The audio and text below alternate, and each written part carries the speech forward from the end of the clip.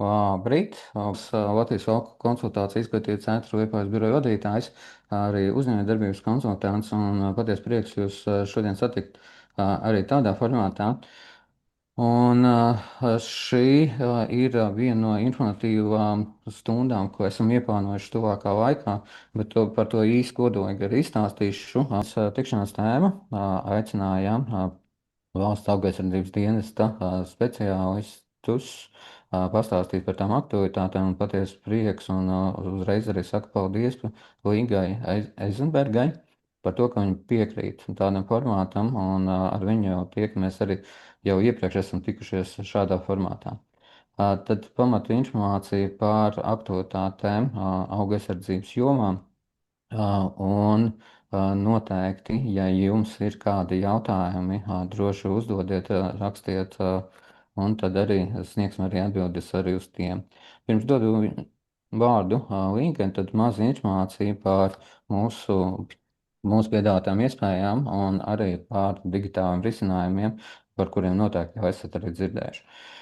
Viens tuvākais pasākums ir arī līdzīgā formātā komposta un zāļu virces izmantošana saimniekošanā.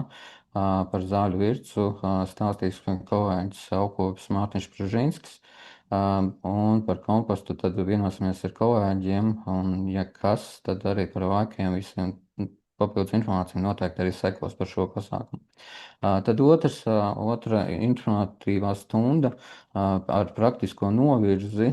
Tas ir tā, ka saimniecības tiek aicināts paņemt savus datorus un praktiski jau darbosimies ar vienoto pārvaldības sistēmu Mans Valks, ar ko strādā un arī turpmāk arī strādās arī Latvijas Valku konsultāciju izglītības centrs. Un 16. aprīlī rīkojam klātienes tikšanos, un šajā gadījumā uzsvaru liksim tieši uz lopkopības sadaļu, kas ir manā laukā, un tas ir arī iemesls, kāpēc pie mums arī viesosies kolēģe, kuru es ļoti augstu cienu, kā zinošs profesionāls speciālists lopkopības jomā, Silvija Drējere.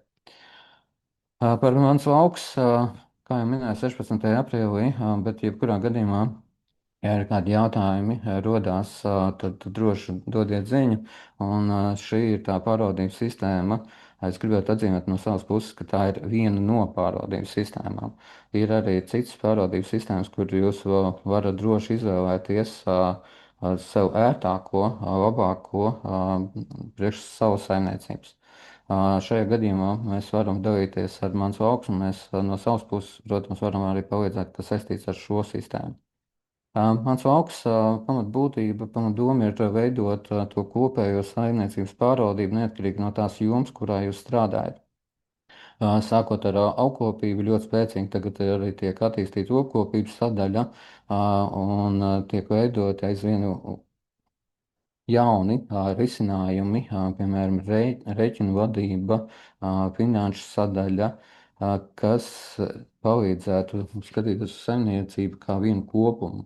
Šeit ir mazs slaidiņš par tām piedāvātām iespējām, bet, kā jau minēju, tas ir viennozīmīgi attīstības posmā. Lietotāji, saimnieks, darbinieks, priekšrocība ir tajā, ka šeit nav tiešas saistības ar valsts institūciju sistēmām, jo tikai to, ko saimnieks ievada iekšā, viņš redz pats atbilstoši. Un šeit arī tālākais solis, ja ir nepieciešams atskaites veidot, tad arī tāda iespēja jau ir. Tiek pievērsta arī uzmanība gan valku vēsturām, valku maiņas plāniem, gan bioloģiskajām atskaitēm. Un tajā brīdī, kad saimnieks redz, ka viņiem ir nepieciešams arī konsultantu piesaisti, lai pieņemsim, sagatavot pārbaudīt to pašu atskaitu, ko viņš tālāk sniegs valku atbalsta dienestam vai valsts augaisardzības dienestam, tad arī tāda iespēja arī pastāv. Te ir sinhronizācija ar valsts citām institūcijām. Un, ja runājam par augkopību, tad viennozīmīgi ar Mans Valks iesaka jau izmantot tajā brīdī, kad tagad būs platība maksājuma par 26. gadu sagatavot un iesniegt valku atbalsta dienestām, jo tad varēs eksportēt atbilstoši jau aktuālā informācija. Te ir dažas priekšrocības. Protams, jautājums, vai tas ir bezmaksas vai par to ir jāmaksā šobrīd vismaz 5 gadus. Šī ir bezmaksas sistēma. Protams, skatīsimies, kā būs stāvokļi, jo tas viss atkarīgs no tā, vai LKC izdodas piesaistīt papildus finansējumu sistēmas attīstībai. Bet pamatdoma ir tāda, ka tā pamatfunkcionalitāte, kas ir nepieciešama lauku vēstures augu maiņu plānu sastādīšanai, ka viņa arī būs arī bezmaksas. Ja jūs jau gribēsiet arī saņemt no šīs sistēmas kaut ko vairāk, nu, iespējams, ka ar laiku tad arī būs kāds abonēšanas maksas. Jo tā abonēšanas maksa jau tiek vērsta primāri uz sistēmas gan uzturēšanu, gan to, ka ir nepamatīgi ir nepieciešama arī uzlabojumi.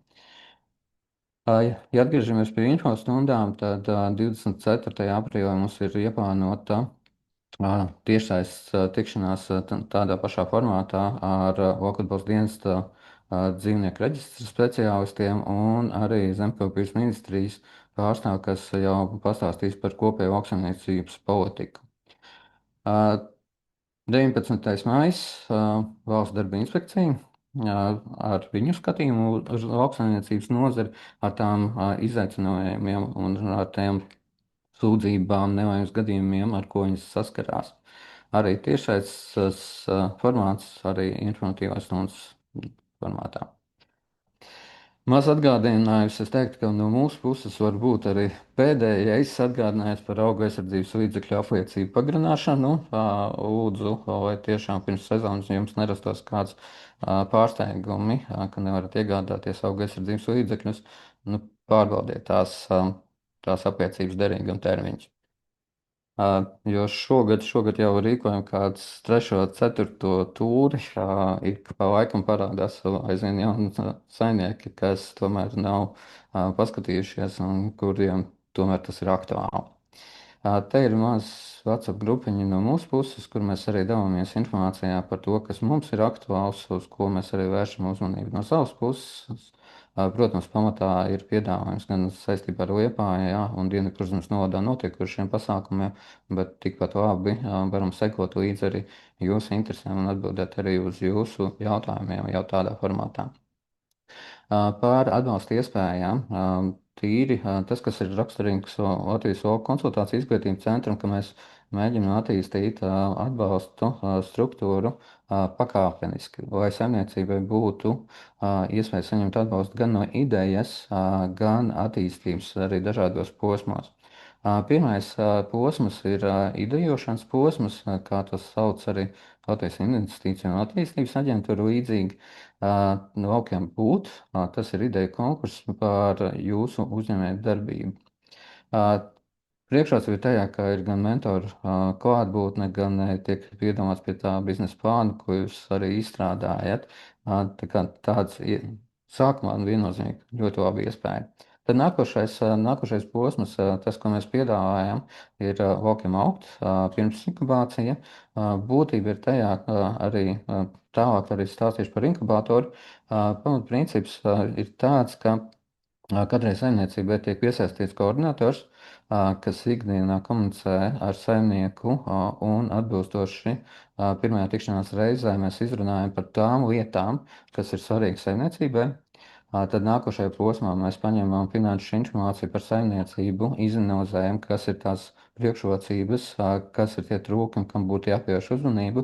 Un tad nākošais posmos mēs jau skatāmies, kādi speciālisti būtu nepieciešama papildus informācija, ja papildus redzējuma arī iegūšanai par saimniecības attīstības iespējām.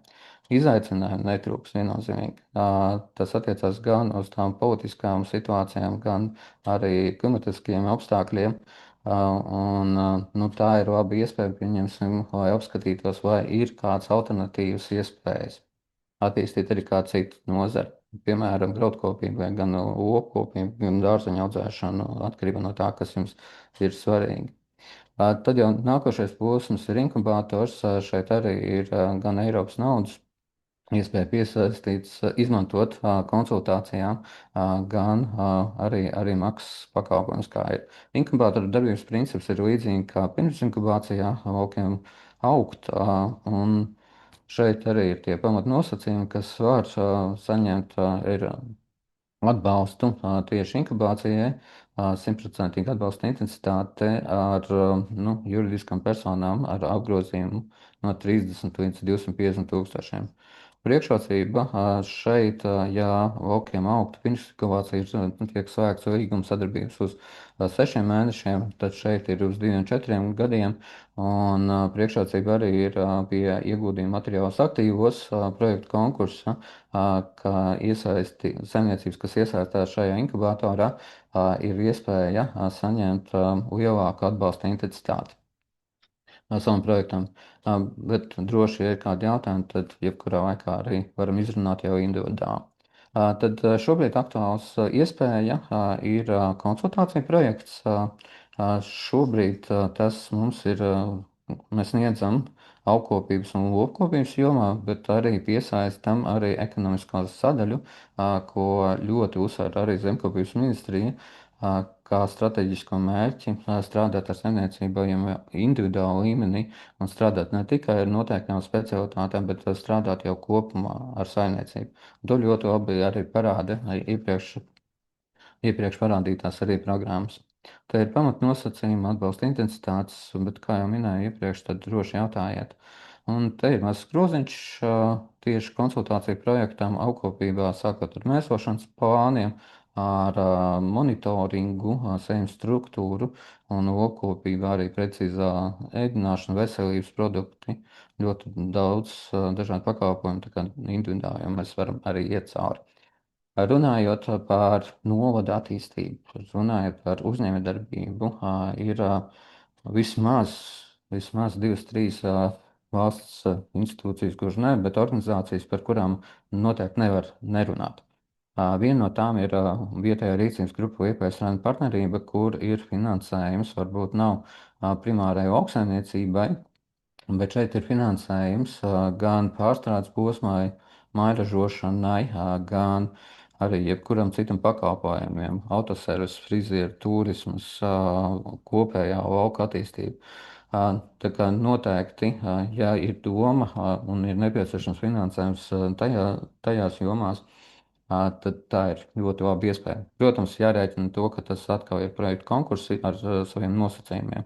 Un tuvākā laikā Liepājas rajona partnerība arī sludinās uzņēmējdarbības projektu konkursu. Tad Dienvidkurzem novada pašvaldība.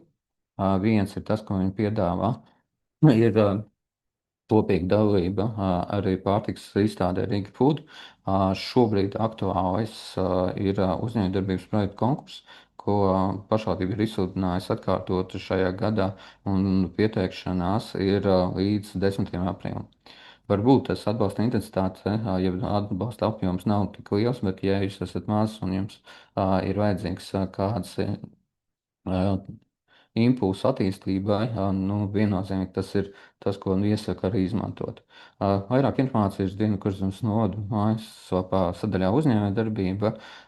Tas ir viens. Otrs pie Dienvidkurzemes Travel. Viens ir tas, ka te ir ļoti labs katalogs viņa mājaslapā par vietējiem āražotājiem, kuram arī no mūsu puses ļoti liela uzmanība arī tiek pievērsta notgašas virzienā. Un Dienvidkurzemes novada Travel, ja turisma informācijas centrs šobrīd ir izsludinājis pieteikšanos uz māju kafejnīcu dienām. Tas nozīmē, ka jums ir vēlme piedalīties kā dalībniekam, uzņemties sevis viesus. Noteikti iesaku izlasīt viņu mājaslapā papildus informāciju un pieteikties.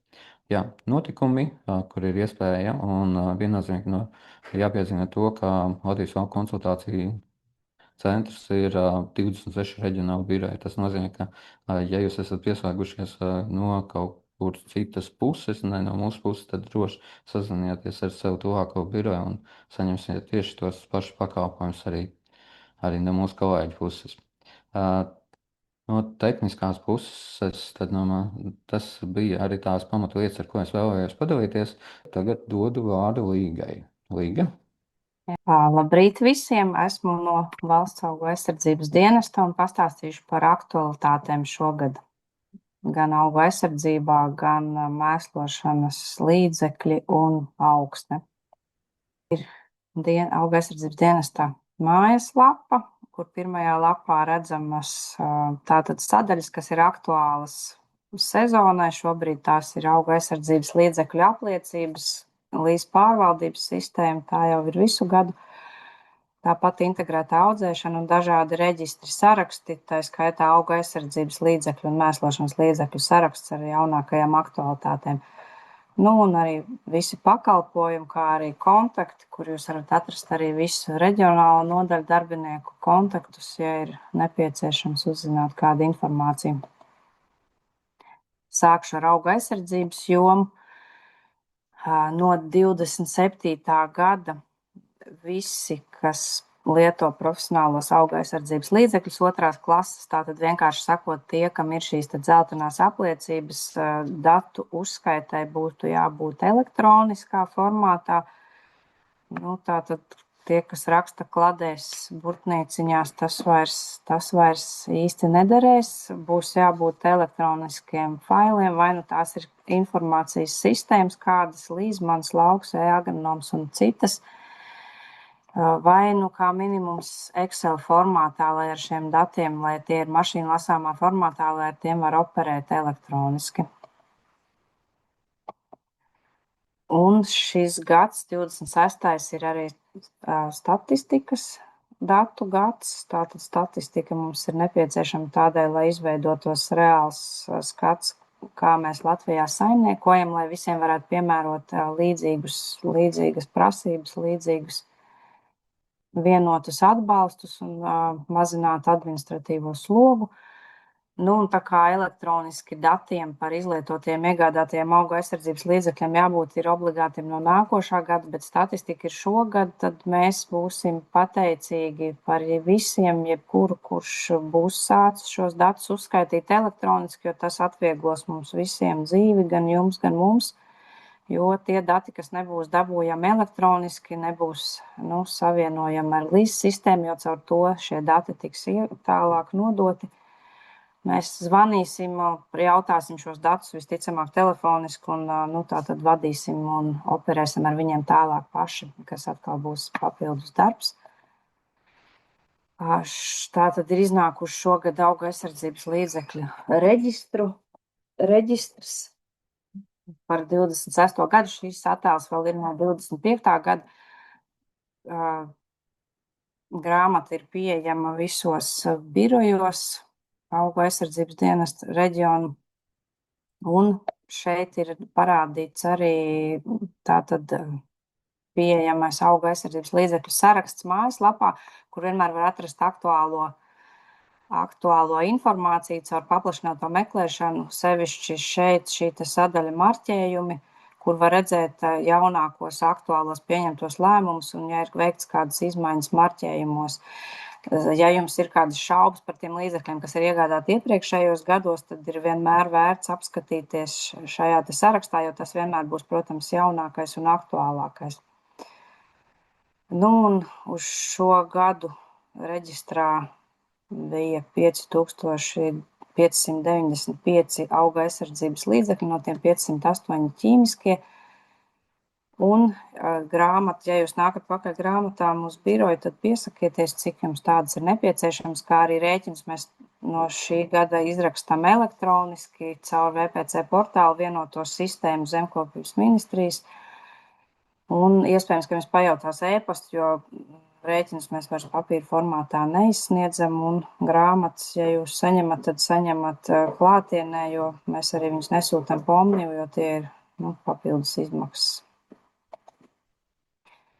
Pagājušā gada beigās bija pieņemti daudzi lēmumi par izmaiņām auga aizsardzības līdzekļu reģistrā un līdzekļu lietojumā.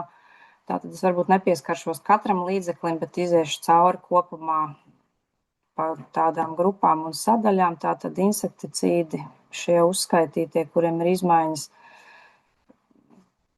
kur vairs tie nav atļauti lietot, kā arī izmaiņas lietojuma nosacījumos par paplašinājumu un nogaidīšanas laikiem. Auga aizsardzības līdzeklis klamoks, kas attiecas arī uz Klītfīldas ziemas un vasaras rapsi. Tātad to drīkst lietot vienu reizi 3 gadu periodā ar attiecīgi noteiktajām devām, lai aizsargātu gruntsūdeņus. Par auga aizsardzības līdzekļu reģistrācijas atjaunošanu auga aizsardzības līdzeklis Lamoks, kuram ir izmaiņas lietojumā papildus kultūras, kurām lietot, kā arī jāievēro šī te 5 metru blakus teritorija, blakus laukam teritorija, ja ir sprauslas, kas samazina vēja nonesi 75-50%, tad šo te 5 metru joslu var neievērot, nu un arī pārējie nosacījumi. Tātad būs arī izmaiņas šo līdzekļu reģistrācijā un lietošanā Stomska Invara Arva un lietošanas nosacījumu izmaiņas līdzekļiem, kuriem ir paplašinājums, lietot vairāk kultūrām kā iepriekš.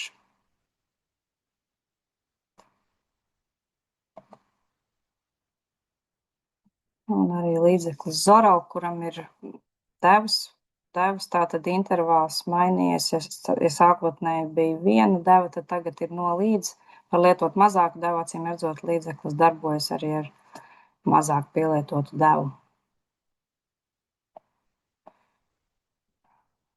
Nu, un arī šie pārējie, arī šeit ir atļauts lietot plašākam kultūraugu klāstam līdzekļus. Un arī Decis Forte insekticīds, kuram arī ir papildus kultūras lietošanai, tātad dažādi augļkoki, ogulāji. Un saraksts ar līdzekļiem, kam ir auga aizsardzības līdzekļu nosaukumu maiņa, tie gan ir vairāk dzīvos organismus saturošie līdzekļi un mazie iepakojumi 3. klase. Nu, un tad vesela virkne līdzekļi, kas ir anulēti 24. 25. gadā, un šogad viņiem ir termiņi pārsvarā gan pārdošanai, gan izmantošanai uz lauka, tātad sekojiet līdzi, sevišķi, ja šie līdzekļi jums ir noliktavā, ir iegādāti iepriekš, vēl nav izlietoti, nu, jāskatās. Šeit ir gan līdz gada beigām, gan līdz rudenim, un dažiem arī vēl 27. gads. Un tad ir vesela virkne dažādi glifosāta tipa līdzekļi, kuriem izlietošanas termiņš beidzās 15. jūnijā. Nu, tādēļ, ja tie vēl ir noliktavā, vajadzētu saprast, izvērtēt, vai tos var paspēt vēl izlietot pavasarī, jo rudenī tie vairs nebūs reģistrēti, tas būs nereģistrētas darbības ar līdzekļiem.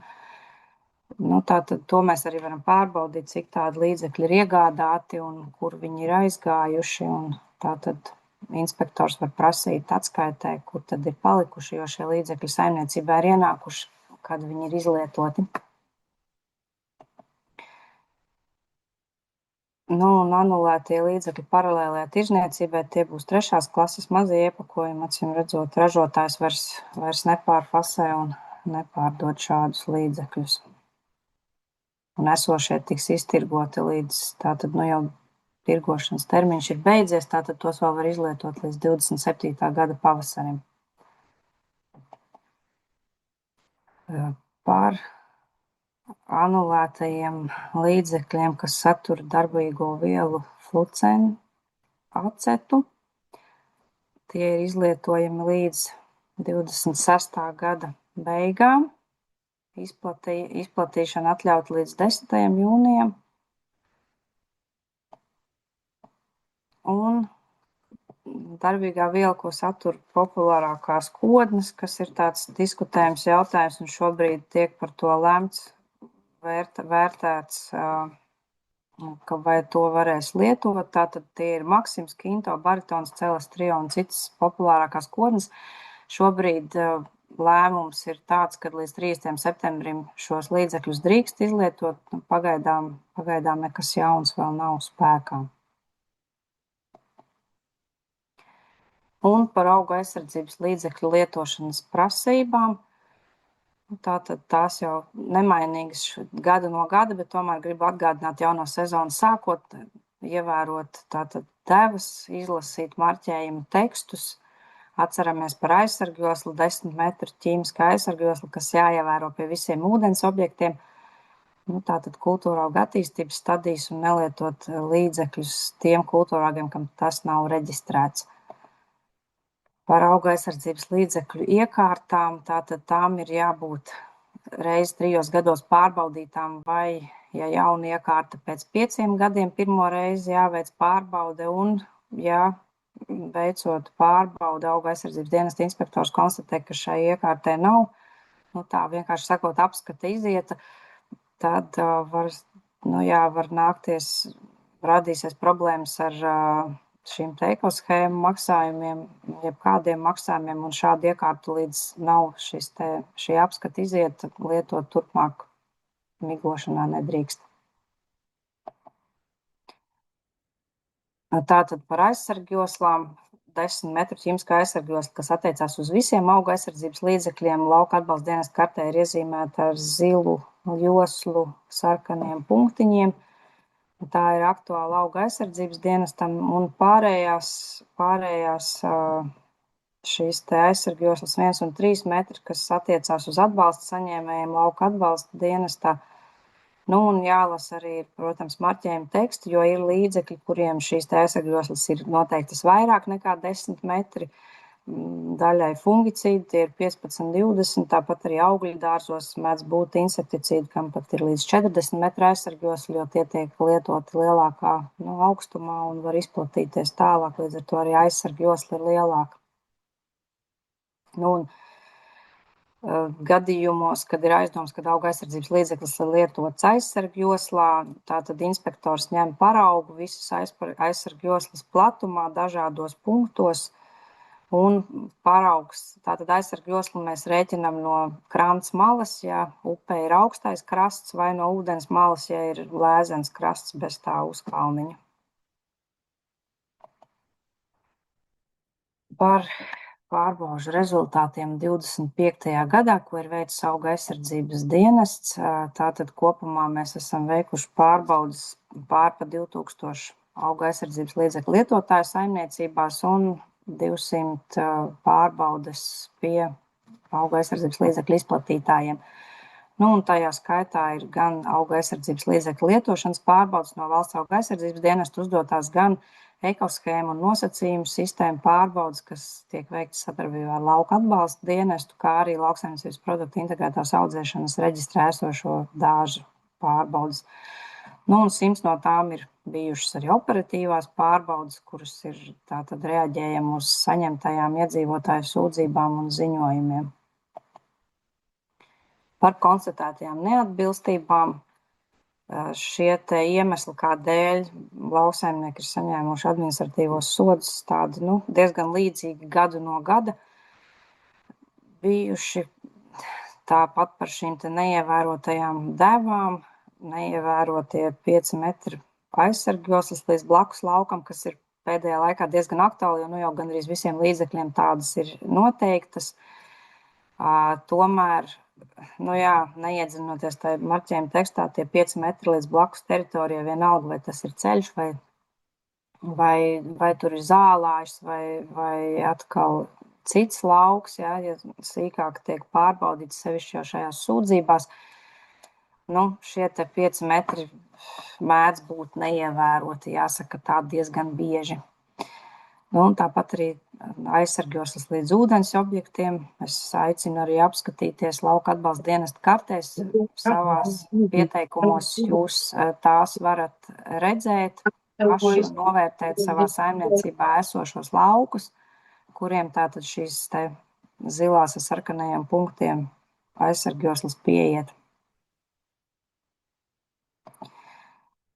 Vēl nedaudz par pārkāpumiem, kas bija konstatēti Kurzemes reģionā. Tieši pagājušajā gadā mums bija ļoti vējains pavasaris, kā jau visi atcerās, un šīs sūdzības par auga aizsardzības līdzekļu lietošanu vējā bija daudz, un diemžēl arī administratīvie sodi par to. Tādēļ ir vērts aizdomāties par šīm te vēju nones mazinošo ietekmi uz prauslām, jo pagājuši gadu pētot šos te vēja ātrums pēc ģeoloģijas meteoroloģijas centra datos, es secināju, ka būtībā bez tātad auga aizsardzības līdzekļu lietošanas iekārtas, kas nav aprīkotas ar šo te vēja mazinošo ietekmi, šīs sprauslas vai vēja tuneļi faktiski nebija iespējams uz lauku uzbraukt, jo tādas dienas, kad vējš bija šie te 4 metri sekundē, bija ļoti maz.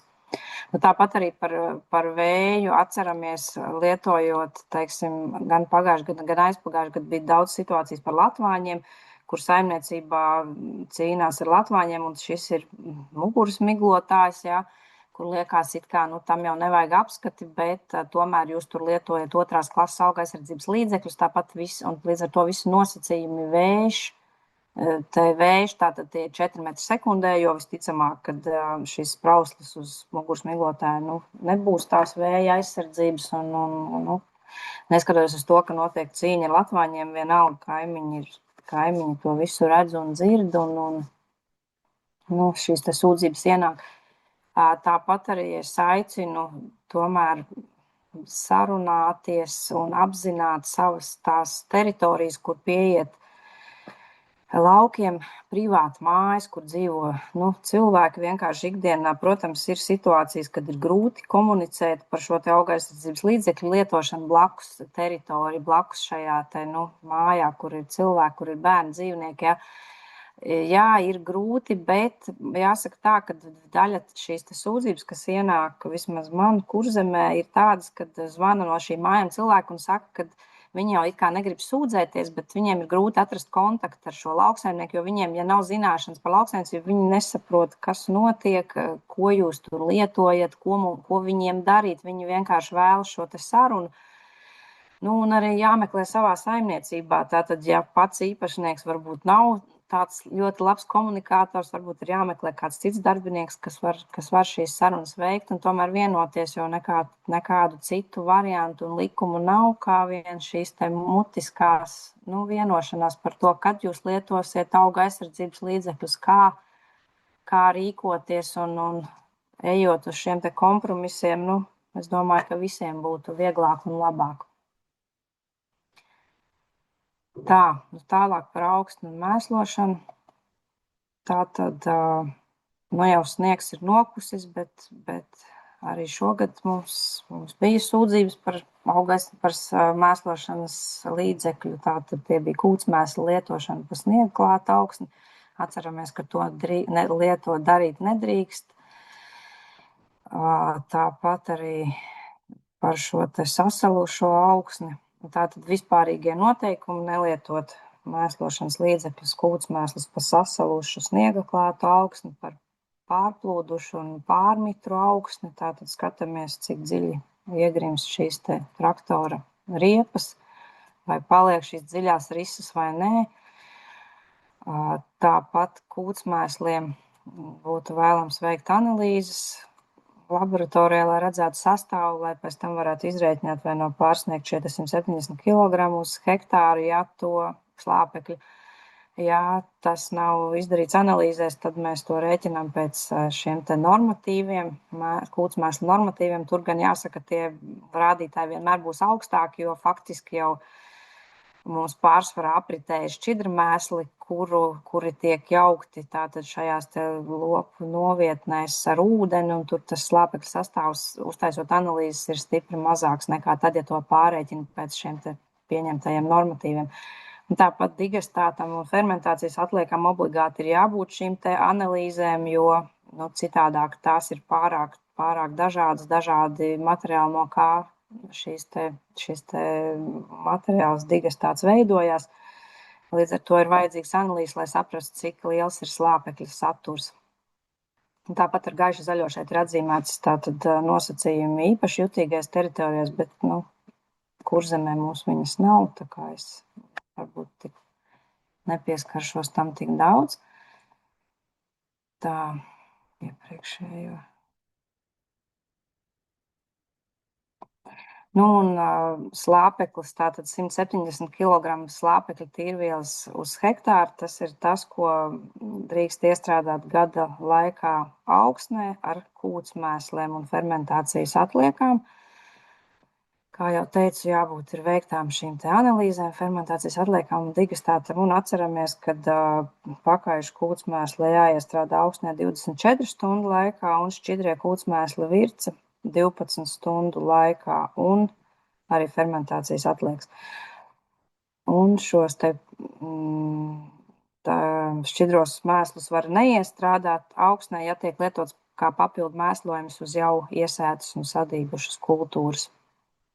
Nu, ņemot vērā, ka pēdējā laikā aizvien vairāk ir šī tiešā iestrāde, tad parasti tās pēdējos gados mums vairs šī iestrāde tais 12 un 24 stundās daudz neviens pārāk nav sūdzējies par šādām problēmām. Nu, un arī bioloģiskajām saimniecībām ir iespējas pieteikties uz kaļķošanas atbalstu ekoshēmām, jo ir vēslošanas līdzekļu reģistrā reģistrēti kaļķošanas materiāli, ko drīkst izmantot arī bioloģiskajā lauksaimniecībā. Par augsnes analīzēm ir pievienojušies jauni oficiālie akreditētie augšņu analīžu un agroķīmiskās izpētes veicēji VAKS un SIA Dojus Latvija. Atceramies, kad piesakoties augšņu agroķīmiskai izpētei, to vajadzētu darīt laicīgi, jo šis termiņš, kamēr šīs analīzes no paņemšanas, tātad no reģistrācijas brīža līdz pat paraugu ņemšanai un rezultātiem var aizņemt 9 mēnešus. Un, nu, ja jūs zināt, ka jums pavasarī beidzās šīm te analīzēm termiņš, tad būtu labāk par to jau domāt iepriekš rudenī, jo tagad martā, teiksim, piesakot analīzes, jūs varat uz šo sezonu, nu, visticamāk, šīs te agroķīmiskās izpētes jūs līdz rudenim varat arī nesaņemt, un līdz ar to tas radīs problēmas par ekoshēmu maksājumiem, kur nebūs šie te analīžu rezultāti, līdz ar to arī nevarēs dabūt šos te maksājumus, tādēļ par to vajadzētu, nu, padomāt jau saulaicīgi. Nu, un šīs ir oficiālās akreditētās, LATAK akreditētās laboratorijas, kurās var veikt dažādu veidu analīzes augsnē, tātad fermentācijas atliekas, kūtsmēsli, mēslošanas līdzekļi, nu, un arī dažādi pakalpojumu sniedzēji ārzemēs, kas arī sadarbojas ar Latvijā ar lauksaimniekiem.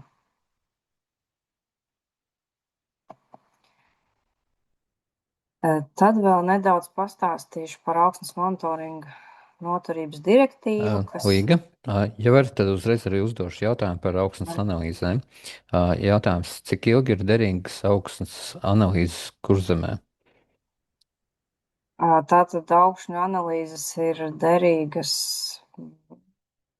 7 gadi.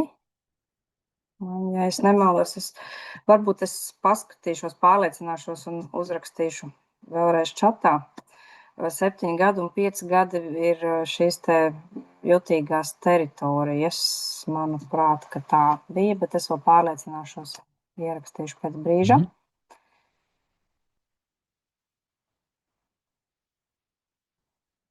Tātad par augsnes monitoringu direktīvu. Eiropas Savienība ir pieņēmusi jaunu direktīvu, lai izveidotu tātad kopīgu apskatu, kādā stāvoklī ir Eiropas Savienības tātad augsnes, degradācijas līmenis, piesārņojuma līmenis, un lai kopīgi šo te augsnes varētu ielabot, lai atjaunotu bioloģisko daudzveidību un dažādas klimata pārmaiņu ietekmē izmaiņas un arī nodrošināt kvalitatīvu pārtiku, lai tas, ko mēs paņemam no augsnes, to nedegradē un arī, nu, lai visi būtu apmierināti ar rezultātu. Nu, un tā tad ir secināts jau tagad, kad Eiropas Savienībā 62% no augsnēm ir degradētas, un tas, protams, rada papildus izmaksas. Un šīs te monitorings tiek veikts arī Latvijā. Un šeit ir daži rezultāti par augšņu kaļķošanu. Nu, tā tad ir sastādīta karte, kurā varam mēs redzēt reģionus, kuros šī kaļķošana ir nepieciešama vairāk un kur tā ir pietiekama. Tā kā arī Latvijā tajās vietās, kur ir intensīva lauksaimniecība, sevišķi Zemgala un arī jāsaka Dienvidu Kurzem daļai un Ziemeļ, nu arī ir diezgan švaki ar šo te kaļķa saturu augsnēs, ka tas būtu jāuzlabo. Nu, un tāpat arī par fosforu. Kā mēs zinām, fosfors augsnē piesaistās, grūti piesaistās.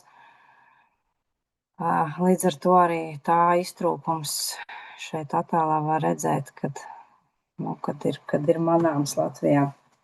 Nu, un šī direktīva arī paredz veidus, kā piesaistīt līdzekļus,